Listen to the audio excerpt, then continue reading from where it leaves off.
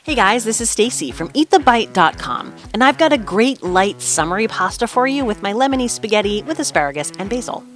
Let me show you how to make it. I've washed my asparagus and I usually cut a bit off the bottom of the stalks where it's lighter and slightly purple. Next, I'll cut the tips off like this. Then I'll take the asparagus stalks a few at a time and cut them at a diagonal angle. It should look about like this when you're done. I'm finishing cutting the asparagus, transferring them to a pan, and I'm going to add a little olive oil here and set it aside. We'll need a tablespoon of lemon zest for this, and that's about 2 lemons. Once that's zested, I'm going to set that aside for a moment. And I'm also using lemon juice for this, so I'll cut the lemons in half and squeeze that juice from our zested lemons. I also like serving this dish with extra lemon wedges on the side in case people want to add a little extra lemon to their dish. So I'll cut those up now. Next, I'm going to finely dice some garlic by slicing it first and then dicing it down into smaller bits from there. We are going to be using fresh basil for this, and don't skip this because it is really key to the flavor. I'm just going to stack the leaves on top of each other like you see here. Then you're going to roll those up like a cigar. Once they're rolled up, we're going to run the knife across the basil just like this. After you've chopped all the basil, what I like to do to preserve it until I'm ready to use it is drop it inside some wet paper towel. Then I just wrap it up. I also chop some extra basil that I like to serve on the side, and I'll do the same with that basil too. I'm going to wrap it in the wet paper towel and keep it fresh until I need it. My pan is set to medium heat, and I'm going to saute the asparagus for about 7 or 8 minutes until it's al dente. You can cook it longer if you'd like it softer. My salted pasta water came to a boil, so I added the spaghetti, and I'm going to let that cook according to the package instructions while the asparagus is cooking. Once the asparagus is almost cooked through, I added some garlic and olive oil.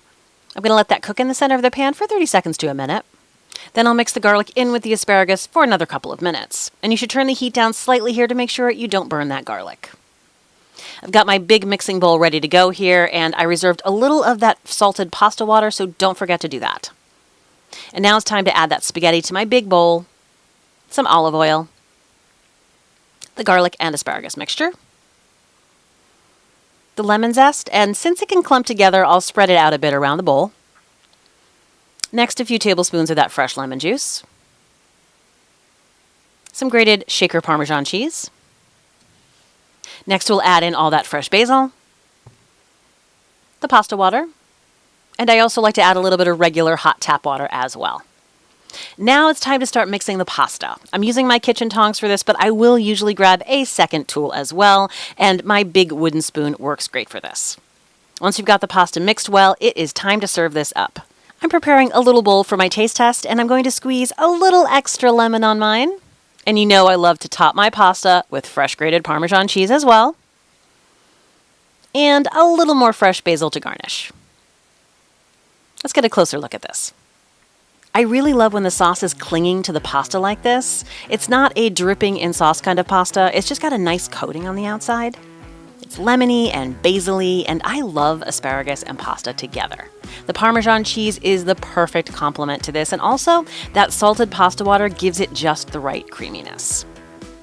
That's all for now, guys. I hope you give this one a try. It's a great lighter dinner option for the summer months, and it reheats well for leftovers. And don't forget, you'll find this and all the printable recipes over on my website at eatthebite.com. Thanks for watching, and we'll see you next time.